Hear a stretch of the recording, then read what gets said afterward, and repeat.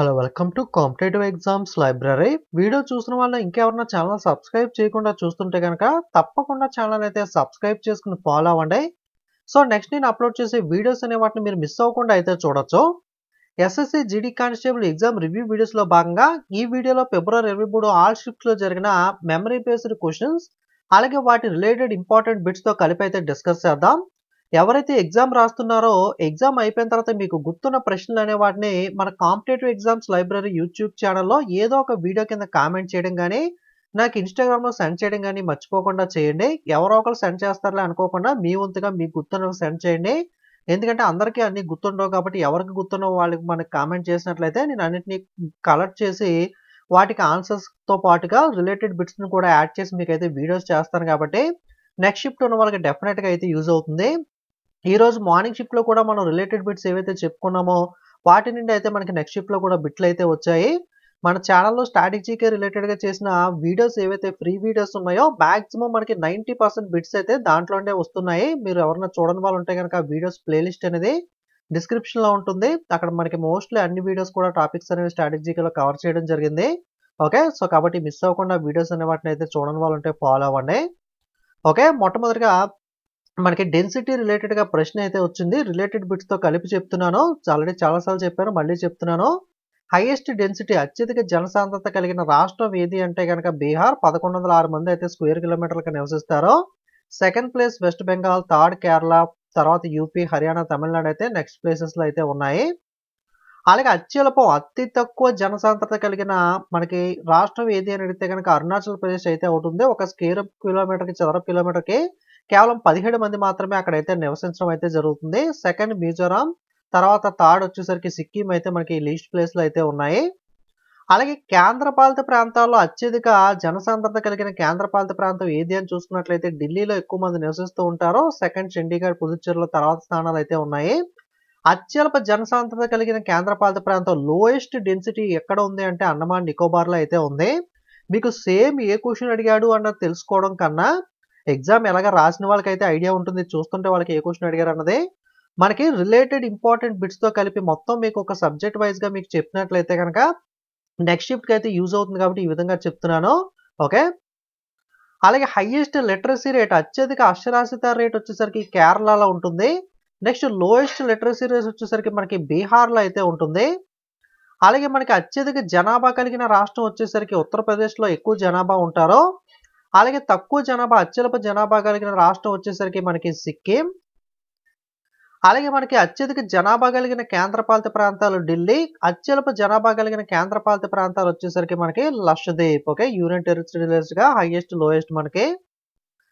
ఈ రోజు ఏం క్వశ్చన్ అడిగారు అంటే what is the population of Karnataka according to the 2011 census. 2011 జనాభా లెక్కల ప్రకారం కర్ణాటక రాష్ట్రం యొక్క జనాభా ఎంత అని అడిగారు. అప్రాక్సిమేట్గా అయితే 6 కోట్లు 6.11 crore అయితే మనకి కర్ణాటక జనాభా ఉంటుంది. ఓకే, ఇలా కూడా అడుగుతున్నాడు. కొన్ని స్టేట్స్కి సంబంధించి చూసుకోండి. అలాగే మనకి జాకీర్ హుస్సేన్ ఏ విద్వాంసుడు లేదా కింద వాళ్ళలో తబలా విద్వాంసుడు ఎవరు అని చెప్పి క్వశ్చన్ అడిగారు. జాకీర్ హుస్సేన్ మనకి తబలా విద్వాంసుడు.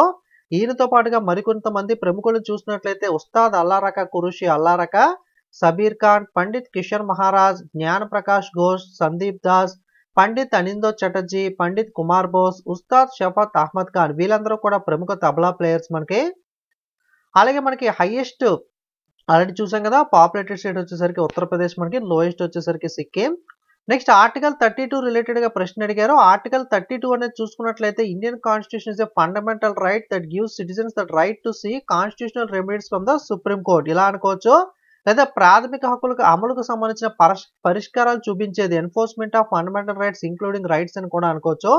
ఓకే, ఈ ఆర్టికల్ రిలేటెడ్గా ప్రశ్న అయితే రావడం జరిగింది. ఆర్టికల్స్ రిలేటెడ్గా ఖచ్చితంగా మనకి డ్యాన్స్ ఫామ్ కానీ, డ్యాన్స్ ఫామ్ రిలేటెడ్ పర్సన్స్ కానీ, డ్యాన్స్ ఫామ్లో ఉన్న ఇంపార్టెంట్ పర్సన్స్కి ఇచ్చే అవార్డ్స్ కానీ, అలాగే ఆర్టికల్స్ కానీ, ఓకే, కంప్లీట్గా పాలిటీ రిలేటెడ్గా ఆర్టికల్, కాన్స్టిట్యూషన్ రిలేటెడ్గా, అలాగే గాంధీ ఎరాకి సంబంధించి కానీ, ఓకే. సో అలాగే మనకి రెవల్యూషన్, గ్రీన్ రెవల్యూషన్ ఇలాంటివి ఉంటాయి కదా, వైట్ రెవల్యూషన్, అటువంటి వాటి మీద కానీ ఎక్కువగా అయితే ప్రశ్నలు అడుగుతున్నారు. ఓకే, సో ఖచ్చితంగా ఈ డ్యాన్స్ ఫామ్స్ కానీ ఆర్టికల్స్ కానీ మీరైతే మిస్ అవ్వకుండా అయితే చూసుకోండి. అలాగే సాహిత్య అకాడమీ అవార్డు 2018కి రిలేటెడ్‌గా ప్రశ్న అయితే అడిగారంట. యాక్చువల్‌గా సాహిత్య అకాడమీ అనేది డిఫరెంట్ లాంగ్వేజెస్‌లో టోటల్‌గా 24 మందికైతే అవార్డ్ అయితే ఇచ్చారు. ఎక్కువ మందికైతే అవార్డ్ ఇస్తూ ఉంటారు. ఏ ఎగ్జాక్ట్ క్వెషన్ అయితే ఐడియా లేదు. హిందీలో అయితే గనక చిత్ర ముద్గల్‌కైతే అవార్డ్ ఇవ్వడం జరిగింది.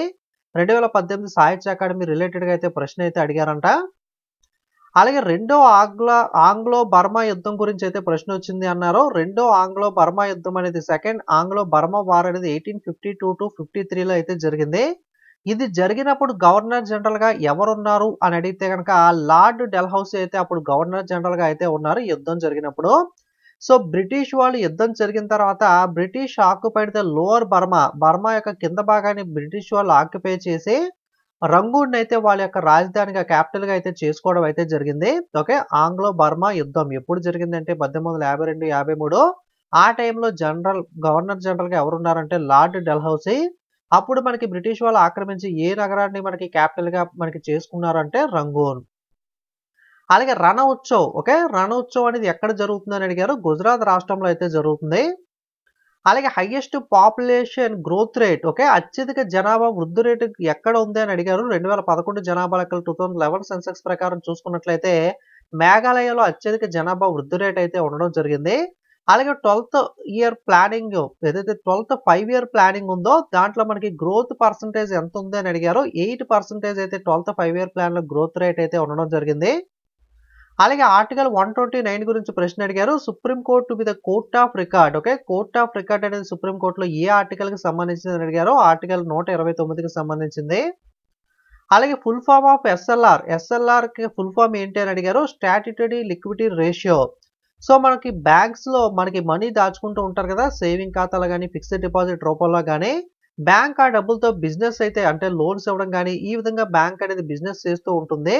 బట్ ఈ విధంగా మనకి దాచుకున్న డబ్బు మొత్తాన్ని బ్యాంక్ అనేది ఈ విధంగా యూజ్ చేసి బిజినెస్ చేసినట్లయితే మనకి లోన్స్ అనేవి ఇచ్చినప్పుడు వాళ్ళు తిరిగి లోన్ కట్టకపోతే కనుక బ్యాంక్‌లో లాస్ అనేది వస్తుంది. మళ్ళీ వీళ్ళకి తిరిగి అమౌంట్ పే చేయాలి కాబట్టి ఆర్‌బీఐ రూల్స్ ప్రకారం మనకి ఒక రూ. 100 వచ్చింది అనుకుంటే ఈ రూ. 100లో కొంత అమౌంట్ అనేది అప్రాక్సిమేట్‌గా ఒక 20% అనుకోండి. ఎస్ఎల్ఆర్ అనేది ఎప్పటికప్పుడు మారుస్తూ ఉంటుంది. ఒక 20% ఎస్ఎల్ఆర్ కింద అలాగే ఒక అప్రాక్సిమేట్‌గా ఒక 4% సీఆర్ఆర్ కింద మనకి ఈ బ్యాంకులనేవి అమౌంట్ అనేది పక్కనుంచి ఆ మిగతా డబ్బులతో అంటే ఫర్ ఎగ్జాంపుల్ 24% ఉంది కదా! ఆ రిమైనింగ్ అమౌంట్‌తో బ్యాంక్ అనేది బిజినెస్ అనేది చేసుకోవాల్సి ఉంటుంది. సీఆర్ఆర్ అనేది ఖచ్చితంగా క్యాష్ రూపంలో బ్యాంక్స్ అనేవి దగ్గర మనకి బ్యాంక్స్ అనేవి సీఆర్ఆర్ రూపంలో ఖచ్చితంగా మనకి ఆర్‌బీఐ దగ్గర నగదు రూపంలో అంటే క్యాష్ రూపంలో అమౌంట్ పెట్టాలి. ఎస్ఎల్ఆర్ అనేది మనకి నగదు రూపంలోనే పెట్టాల్సిన అవసరం లేదు. గోల్డ్ గాని ఏదైనా అసెట్స్ రూపంలో అయినా సరే మనకైతే పెట్టొచ్చు. ఓకే. సో, ఎస్ఎల్ఆర్ అంటే ఫుల్ ఫార్మ్ అడిగారు. సీఆర్ఆర్ అంటే క్యాష్ రిజర్వ్ రేషియో మనకి. అలాగే అనంత మహేశ్వరి ఏ కంపెనీకి సంబంధించిన వ్యక్తి అని అడిగారు. అనంత మహేశ్వరి మనకి మైక్రోసాఫ్ట్ కంపెనీకి సంబంధించిన పర్సన్. అలాగే మనకి ఈరోజు మార్నింగే మీకు రిలేటెడ్ ఇంపార్టెంట్ బిట్స్‌లో పర్సన్ రిలేటెడ్ టు స్పోర్ట్స్ వీడియోకి సంబంధించిన ఈ బిట్స్ అనేవి మీకు డిస్కస్ చేయడం అయితే జరిగింది వీడియో చివరిలో. దీంట్లో భాగంగా షెఫాలి వర్మ గురించి మనం చెప్పుకున్నాం. షెఫాలి వర్మ మనకి క్రికెట్ ప్లేయర్. ఈరోజు ఈ బిట్ అడిగారు. Shefali Varma related to which sports అని. సో, మనకి హర్‌ప్రీత్ కౌర్, స్మృతి మాందన, దీప్తి శర్మ, పూనమ్ యాదవ్, అంజుమ్ చోప్రా, జులన్ గోస్వామి, మిథాలీ రాజ్ వీరందరూ కూడా మనకి ఉమెన్ క్రికెటర్స్ మనకి. ఈరోజు షెఫాలి వర్మ గురించి అడిగారు. ఖచ్చితంగా మనం చేసిన వీడియో ఏదైతే స్పోర్ట్స్ రిలేటెడ్ ఉందో అది చూడండి. ఖచ్చితంగా మనకి మాక్సిమం మనం చేసిన వీడియోస్ నుండి బిట్స్ అయితే వస్తున్నాయి. వీడియోస్ మీకు అమౌంట్ కూడా పే చేయాల్సిన అవసరం లేదు. జస్ట్ ఫ్రీగానే యూట్యూబ్‌లో లింక్ డిస్క్రిప్షన్‌లో ఉంటుంది. అక్కడ నుండి ఫ్రీ వీడియోస్‌లో మీరు ఆ వీడియోస్ అన్నీ కూడా చూడొచ్చు. నెక్స్ట్ సుప్రీం కోర్ట్ యొక్క 50వ ప్రధాన న్యాయమూర్తి ఎవరు అని అడిగారు. ధనంజయ యశ్వంత్ చంద్రచూడ్. డీవై చంద్రచూడ్ వచ్చేసరికి 50th chief justice of India మనకి. అలాగే మనకి ఐసీసీ మెన్స్ వరల్డ్ కప్ క్రికెట్‌కి సంబంధించి క్వెషన్ ఏమడిగారంటే మనకి 2011లో ఎక్కడ జరిగింది అని అయితే అడిగారు. సో, మనకి గతంలో 2019లో తర్వాత చూసుకున్నట్లయితే వేల్స్ ఇంగ్లాండ్‌లో జరిగింది. రీసెంట్‌గా 2023 ఇండియాలో జరిగింది. అప్‌కమింగ్ 2027 అయితే సౌత్ ఆఫ్రికా, జింబాబ్వే, నమీబియాలో అయితే జరగడం జరిగింది. 2031 ఇండియా, బంగ్లాదేశ్‌లో అయితే జరిగింది. 2011లో మనకైతే ముగ్గురు ఆతిథ్యం వహించారు. 2011 హోస్ట్ ప్రత్యేకంగా అడగడానికి కారణం ఏంటి అంటే 1983లో మనకి కపిల్ దేవ్ కెప్టెన్సీలో భారతదేశం ప్రపంచ కప్ అనేది అయితే సాధించింది. తర్వాత 2011లో ధోని కెప్టెన్సీలో అయితే సాధించడం అయితే జరిగింది. కాబట్టి మనకి ఈ 2 కూడా మనకైతే ఇంపార్టెంట్ మాట. సో, 2011లో ఇండియా, శ్రీలంక, బంగ్లాదేశ్ సంయుక్తంగా 3 కూడా కలిపి అయితే ఆతిథ్యం వహించడం అయితే జరిగింది. ఆ ప్రశ్న అయితే అడిగారో ఇది రిలేటెడ్ ఇన్ఫర్మేషన్ కోసం మీకైతే చెప్తున్నాను. అలాగే టోటల్ పాపులేషన్, సో ఇది కూడా రిలేటెడ్ ఇన్ఫర్మేషనే. టోటల్ పాపులేషన్ 1.21 బిలియన్ ఉంది. మనకి 2011 సెన్సెక్స్ 2011 జనాభా లెక్కల ప్రకారం వృద్ధి రేట్ ఎంత అని అడిగితే 17.64% వృద్ధి రేటు. గ్రామీణ జనాభా ఎంత శాతం ఉంటుంది అంటే 68.84%. పట్టణ జనాభా ఎంత శాతం ఉంటుందంటే 31.16% అయితే ఉంటుంది. అలాగే మనకి మొత్తం అక్షరాస్యత శాతం ఎంత అంటే 74.04%. పురుషుల అక్షరాస్యత ఎంత అంటే 82.14%. మహిళల అక్షరాస్యత ఎంత అంటే 65.46%. ఈ రోజు ప్రశ్న ఏమడిగారు అంటే 2001 సెన్సెక్స్ ప్రకారం మనకి అక్షరాస్యత శాతం ఎంత అని అడిగారు. 2011 కాదు, 2001 అడిగారు. 2001లో అయితే 65.38% అక్షరాస్యత శాతం అయితే ఉంది. 2011కి అయితే 74.04% అయితే పెరగడం జరిగింది. అలాగే 2001లో మేల్స్ అక్షరాస్యత ఎంత అంటే 75.85%, మహిళలకు 54.16% అయితే ఉంది. 2001 సెన్సెక్స్ మీద అయితే ప్రశ్న రావడం జరిగింది ఈరోజు. అలాగే చౌ నృత్యం, చౌ డాన్స్ అనేది ఎక్కడ అని అడిగారు. ఇది యాక్చువల్గా జార్ఖండ్, వెస్ట్ బెంగాల్, ఒడిస్సా 3 రాష్ట్రాల్లో కూడా ఈ నృత్యం అనేది అవలంబిస్తారో ఆప్షన్ బట్టి మనం ఆన్సర్ చేయాలి. అలాగే సోనాల్ మాన్సింగ్ ప్రశ్న ఎలా అడిగారంటే youngest classical dancer to win the Padma Vibhushan award. మనకి చిన్న వయసులో పద్మవిభూషణ్ అవార్డు గెలుచుకున్న డాన్స్ ఫామ్ నృత్యకారిణి ఎవరు అని అడిగారో ఆన్సర్ వచ్చేసరికి సోనాల్ మాన్సింగ్. 2003 సంవత్సరంలో పద్మవిభూషణ్ అవార్డుని అయితే గెలుచుకోవడం జరిగింది. సోనాల్ మాన్సింగ్ వచ్చేసరికి భరతనాట్యం మరియు ఒడిస్సాకు సంబంధించిన నృత్యకారిణి. అలాగే 2011 వరల్డ్ కప్ హోస్టెడ్, ఇందాక చెప్పుకున్నాం కదా, ఇండియా, శ్రీలంక, బంగ్లాదేశ్ ముగ్గురు కూడా సంయుక్తంగా అయితే మనకి హోస్ట్ చేయడం జరిగింది. ఇండియా గెలుచుకుంది విన్నర్గా, శ్రీలంక వచ్చేసరికి రన్నర్గా ఉంది ధోని కెప్టెన్సీలో. అలాగే ఫాదర్ ఆఫ్ గ్రీన్ రెవల్యూషన్, ఇది కూడా రిపీటెడ్ ప్రశ్నే. హరిత విప్లవ పితామహుడు ఎవరు అని అడిగారు ఎంఎస్ స్వామినాథన్. వరల్డ్ వైడ్ గా అడిగితే కనుక నార్మన్ బోర్లాంగ్ అవుతుంది. అలాగే దండ జాతర అనేది ఏ రాష్ట్రంలో జరుపుకునే నృత్యం లేదా పండగ అని అడిగారు. దండ జాతర అనేది మనకి చూసుకున్నట్లయితే మనకి ఒడిస్సాలో జరుపుకుంటారు. అలాగే గ్రీన్ రెవల్యూషన్ రిలేటెడ్ గా హెచ్వైవి అంటే ఏంటి అని అడిగారు. HYV full form high yield varieties అని అయితే అర్థం. అలాగే last ruler of Magadha dynasty, Magadha రాజవంశం యొక్క చిట్ట చివరి పాలకుడు ఎవరు, లాస్ట్ రూలర్ ఎవరు అని అడిగారు. ధనానంద వచ్చేసరికి మనకి మగధ రాజవంశం యొక్క చిట్ట చివరి పాలకుడు. అలాగే బింబిసార వచ్చేసరికి మగధ సామ్రాజ్యాన్ని అయితే స్థాపించడం అయితే జరిగింది. స్థాపకుడు ఎవరు అంటే బింబిసార, చిట్ట చివరి పర్సన్ ఎవరు అంటే ధనానంద. అలాగే మౌర్య వంశ స్థాపకుడు ఎవరు అంటే చంద్రగుప్త మౌర్య. మౌర్య వంశ చిట్ట చివరి రూలర్ ఎవరు అంటే మనకి బృహదర్త. అలాగే మనకి యుఎస్ఎస్ఆర్ ఏదైతే మనకి సోవియట్ యూనియన్ ఉందో మనకి ఎటువంటి వాటిని భారతదేశం మనకి రాజ్యాంగం మనకి దీని నుండి తీసుకుంది అంటే కనుక యుఎస్ఎస్ఆర్ రాజ్యాంగం నుండి మనం ఫండమెంటల్ డ్యూటీస్ ప్రాథమిక విధుల్ని, ప్లానింగ్ కమిషన్ ని, అలాగే 5 year ప్లాన్ ని, idea of social economy, political justice preamble ని కూడా ఈ 4టిని కూడా మనకి యుఎస్ఎస్ఆర్ నుండి అయితే తీసుకోవడం అయితే జరిగింది. క్వశ్చన్ డైరెక్ట్ గా అడగకపోయినా ఆప్షన్ బేస్ మీద అయితే అడగడం జరిగింది. ఫండమెంటల్ డ్యూటీస్ రిలేటెడ్ గా కొన్ని స్టేట్మెంట్స్ అనేవి ఇచ్చి ఇందులో కరెక్ట్ స్టేట్మెంట్ ఏది, కరెక్ట్ స్టేట్మెంట్ కానిది ఏంటి అని చెప్పి ప్రాథమిక విధులు రిలేటెడ్ గా ఇచ్చారో ప్రాథమిక విధులు మనం యుఎస్ఆర్ నుండి తీసుకున్నావా లేదా అంటే అది కరెక్ట్ స్టేట్మెంట్ అవుతుంది. అలాగే మాండో పండగ, మాండో ఫెస్టివల్ ఎక్కడ జరుపుకుంటారని అడిగారు. గోవాలో అయితే జరుపుకుంటాము. అలాగే గుప్తా కింగ్ అశోక ఏ మతానికి సంబంధించిన పర్సన్ అని అడిగారు. గుప్తుడు మనకి అశోకుడు వచ్చేసరికి బౌద్ధ మతాన్ని అయితే మనకి విస్తరించడం అయితే జరిగింది. అలాగే ఫుల్ ఫామ్ ఆఫ్ హెచ్వైఈ ఆల్రెడీ చూసాం కదా, హై ఈల్డ్ వెరైటీస్. అలాగే మనకి మిస్తీ స్కీమ్ గురించి అడిగారు. మిస్తీ అంటే mangrove initiative for shoreline habitats and tangible income. మనకి ఏదైతే ఫారెస్ట్ మ్యాన్గ్రూవ్ ఉంటాయో వీటిని డెవలప్ చేయడం కోసం government of India MISHTI scheme అయితే ప్రారంభించింది.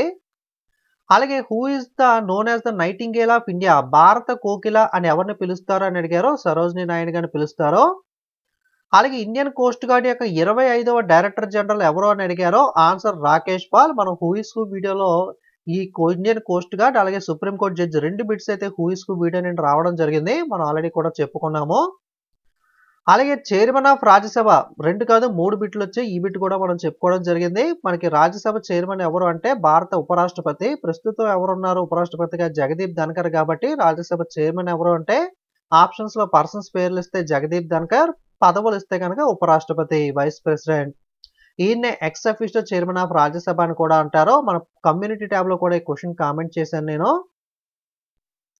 అలాగే ఫండమెంటల్ డ్యూటీస్‌కి సంబంధించి స్టేట్మెంట్స్ ఇచ్చి కింద 3 స్టేట్మెంట్స్, 4 స్టేట్మెంట్స్ ఇచ్చి ఇందులో 1, 2, 3 కరెక్టా? 1, 2 కరెక్టా? ఆ విధంగా అడిగారు. ఒకసారి ఫండమెంటల్ డ్యూటీస్‌కి సంబంధించి మళ్ళీ ఇన్ఫర్మేషన్ మొత్తం కూడా చూద్దాం. ఫండమెంటల్ డ్యూటీస్ ప్రాథమిక విధులనేవి ఆర్టికల్ 51A కిందకొస్తాయి. మొత్తం 11 ప్రాథమిక విధులైతే ఉన్నాయి. స్టార్టింగ్‌లో 10 ఉండేవి. 42వ రాజ్యాంగ సవరణ చట్టం 42వ అమెండ్మెంట్ యాక్ట్ ద్వారా 1976లో 10 యాడ్ చేస్తే 86వ రాజ్యాంగ సవరణ చట్టం 86వ అమెండ్మెంట్ ద్వారా మనకి 2002లో మరొక దాన్ని అయితే జత చేశారు. టోటల్‌గా 10 + 1 11 అయ్యాయి. ఫండమెంటల్ డ్యూటీస్ మొత్తం ఎన్ని అంటే 11. ఈ కమిటీ ఎవరు fundamental duties related company recommend చేసిన కమిటీ ఏది అంటే సర్దార్ స్వరణ్ సింగ్ కమిటీ. అలాగే ఫండమెంటల్ డ్యూటీస్ 11 ఏంటి అని చూసినట్లయితే గనక రాజ్యాంగం పట్ల విధేయత కలిగి ఉండడం, రాజ్యాంగ సంస్థల్లో జాతీయ పతాకాన్ని, జాతీయ గీతాన్ని గౌరవించడం, స్వతంత్ర ఉద్యమాన్ని ఉత్తేజపరిచిన ఉన్నత ఆదర్శాలను గౌరవించడం, అనుసరించడం, దేశ సార్వభౌమత్వాన్ని, సమైక్యతను, సమగ్రతను గౌరవించడం, కాపాడడం, దేశ రక్షణకు, జాతీయ సేవకు ఎల్లప్పుడూ సిద్ధంగా ఉండడం, భారత ప్రజల మధ్య సోదరభావాన్ని, సామరస్యాన్ని పెంపొందించేలా మత, భాష, ప్రాంతీయ, వర్గ విభేదాలను అతీతంగా ఉండాలి. అలాగే మన వారసత్వ సంస్కృతిని, గొప్పతనాన్ని గౌరవించాలి. అడవులు, నదులు, వన్యప్రాణులను కాపాడాలి. శాస్త్రీయ మానవతా పరిశీలన, సంస్కరణ దృక్పథాల పట్ల సానుకూలతను పెంపొందించాలి. ప్రభుత్వ ఆస్తులను కాపాడాలి. అన్ని రంగాల్లో దేశ ప్రతిష్టను పెంచడానికి కృషి చేయాలి. ఈ 10 కూడా స్టార్టింగ్‌లో ఉండేవి. తర్వాత 11వ దాని కింద 2002లో మనకి 86th అమెండ్మెంట్ యాక్ట్ ద్వారా free and compulsory education to the children 6 to 14 years 6 నుండి 14 సంవత్సరాల వయసు గల పిల్లల పాఠశాలకు పంపడానికి సంబంధించి విధి అనే దాన్ని యాడ్ చేయడం అయితే జరిగింది. ఈ 11 కూడా ప్రాథమిక విధులు మనకి ఫండమెంటల్ డ్యూటీస్ అనేవి. అలాగే ఫండమెంటల్ రైట్స్ ప్రాథమిక హక్కులు వచ్చేసరికి యాక్చువల్‌గా స్టార్టింగ్‌లో 7 ఉండేవి. దీంట్లో మనకి ఆస్తి హక్కుని రిమూవ్ చేయడం జరిగింది. సో కాబట్టి ప్రెజెంట్ అయితే 6 ప్రాథమిక హక్కులు మాత్రమే ఫండమెంటల్ రైట్స్ మాత్రమే ఉన్నాయి. అవి ఏంటంటే సమానత్వపు హక్కు, స్వేచ్ఛ హక్కు, దోపిడీని నిరోధించే హక్కు, స్వేచ్ఛ హక్కు, సాంస్కృతిక మరియు విద్యా హక్కులు, అలాగే రాజ్యాంగ పరిహార హక్కు మనకి ఉండడం అయితే జరిగింది. సో ఇంగ్లీష్‌లో కూడా చూడండి. Right to equality, freedom, right against exploitation, freedom of religion, cultural and educational rights, అలాగే right to constitutional remedies. Okay. So ఈ 6 కూడా ప్రస్తుతం అయితే ప్రాథమిక హక్కులుగా అయితే ఉండడం అయితే జరిగింది. ఫండమెంటల్ రైట్స్‌గా. రిలేటెడ్ ఆర్టికల్స్ కూడా పక్కన ఉన్నాయి గమనించండి. అలాగే మనకి ఈ లోక్‌సభ ఏదైతే ఉందో దీన్ని రద్దు చేసే అధికారం ఎవరికి ఉంది అని అయితే అడిగారు. లోక్‌సభను రద్దు చేసే అధికారం భారతదేశ రాష్ట్రపతికి, ప్రెసిడెంట్ ఆఫ్ ఇండియాకి అయితే ఉండడం జరుగుతుంది. అలాగే సుల్తాన్ ఆఫ్ జోహర్ కప్ ఏ క్రీడకు సంబంధించిన ట్రోఫీ అని అడిగారు. హాకీకి సంబంధించిన ట్రోఫీ మరి సుల్తాన్ ఆఫ్ జోహర్ కప్ అనేది. అలాగే సార్క్ సమిట్ గురించి ప్రశ్న అడిగారు. సార్క్స్‌లో సభ్య దేశాలు ఎంతమంది అంటే గనక 8 మంది సభ్య దేశాలు ఉంటారో, లేదా సార్క్‌లో ఈ క్రింది వాటిలో సభ్య దేశం ఏది, సభ్య దేశం కానిది ఏంటి అని అడిగితే గనక మీరు ఈ దేశాలను గుర్తుపెట్టుకోవడానికి ఎంబీబీఎస్ స్పెయిన్ అనే కోడ్ వర్డ్ ఉంది. ఇది కూడా మనం సమిట్స్ వీడియోలో అయితే డిస్కస్ చేసాం. ఎం అంటే మాల్దీవ్స్, భూటాన్, బంగ్లాదేశ్, శ్రీలంక, పాకిస్తాన్, ఆఫ్ఘనిస్తాన్, ఇండియా, నేపాల్. ఓకే. ఇవన్నీ కూడా మనకి సార్క్‌లో అయితే సభ్య దేశాలుగా ఉన్నాయి. సో ఎం అంటే మనకి మాల్దీవ్స్ అని గుర్తుపెట్టుకోండి. ఎందుకంటే ఎం అంటే మయన్మార్, ఇంకా చాలా దేశాలు ఉంటాయి కాబట్టి ఒకసారి 1కి 2 సార్లు చూసుకుంటే మీ కోడ్ వర్డ్ అనేది కన్‌ఫ్యూజన్ లేకుండా ఉంటుంది. అలాగే అత్యధిక జనసాంద్రత మనకి బీహార్ ఆల్రెడీ చెప్పుకున్నాం కదా. లోయెస్ట్ వచ్చేసరికి అరుణాచల్ ప్రదేశ్. అలాగే మనకి ఢిల్లీలో అత్యధిక జనసాంద్రత, అండమాన్ నికోబార్‌లో లోయెస్ట్ అయితే ఉంటుంది. అలాగే కేరళలో మనకి హైయెస్ట్, బీహార్‌లో లోయెస్ట్ లిటరసీ రేట్ ఉంటుంది. Next Kudankulam nuclear power plant. Okay. Kudankulam nuclear power plant ఎక్కడ ఉంటుంది అని అడిగారు. తమిళనాడులో ఉంటుంది. మనకి అతిపెద్ద న్యూక్లియర్ పవర్ ప్లాంట్ ఇది. అలాగే మోహినియాట్టం నృత్యం ఏ రాష్ట్రానికి సంబంధించింది అని అడిగారు. ఇది ఫస్ట్ షిఫ్ట్‌లో కూడా అడిగారు, తర్వాత కూడా అడిగారు. ఫస్ట్ షిఫ్ట్ క్వెషన్స్ అన్ని ఆల్రెడీ సెపరేట్ వీడియో చేశాను. ఆ వీడియోలో మళ్ళీ ఇందులో రిపీట్ చేయట్లేదు. ఆ వీడియోలో డిస్కస్ చేశాను. ఆ వీడియో చూడకపోతే చూడండి. మోహినియాట్టంతో పాటుగా కథక్కలి అనేది కూడా కేరళలో మనకి ప్రముఖ నృత్యం మనకి. నెక్స్ట్ ఇది రిలేటెడ్ బిట్ మనకి. Which state of India has the negative population growth as per the 2011 census. 2011 జనాభా లెక్కల ప్రకారం భారతదేశంలో ఏ రాష్ట్రం ప్రతికూల జనాభా వృద్ధి రేటుని కలిగి ఉంది అంటే గనక నాగాలాండ్‌లో అయితే మనకి నెగెటివ్ పాపులేషన్ గ్రోత్ అయితే ఉంది. నెక్స్ట్ అప్‌కమింగ్ అడగడానికి అవకాశం ఉంది. చాలా ఇంపార్టెంట్ బిట్ ఇది. అలాగే ఆర్టికల్ 52 గురించి అడిగారు. ఇది ప్రెసిడెంట్, రాష్ట్రపతికి సంబంధించిన ఆర్టికల్ మనకి. అలాగే కుదనకులం న్యూక్లియర్ పవర్ ప్లాంట్‌తో పాటుగా మనకి తమిళనాడులో కాళ్ళపాకం కూడా ఉంటుంది. అలాగే రిలేటెడ్ కొన్ని ఇంపార్టెంట్ న్యూక్లియర్ పవర్ ప్లాంట్స్ చూద్దాం. కాక్రాపూర్ అణు విద్యుత్ ప్లాంట్ అనేది గుజరాత్లో ఉంటుంది. అలాగే తారాపూర్ అణు విద్యుత్ కేంద్రం మహారాష్ట్రలో ఉంటుంది. కైగా అణు విద్యుత్ కేంద్రం కర్ణాటకలో ఉంటుంది. కైగా కర్ణాటక గుర్తుపెట్టుకోవడానికి ఈజీగా ఉంటుంది కాకా కాబట్టి. అలాగే రాజస్థాన్ అటామిక్ పవర్ స్టేషన్ మనకి రావత్బాటా రాజస్థాన్లో ఉంటుంది. అలాగే నరోరా అణు విద్యుత్ కేంద్రం ఉత్తరప్రదేశ్లో అయితే ఉంటుంది.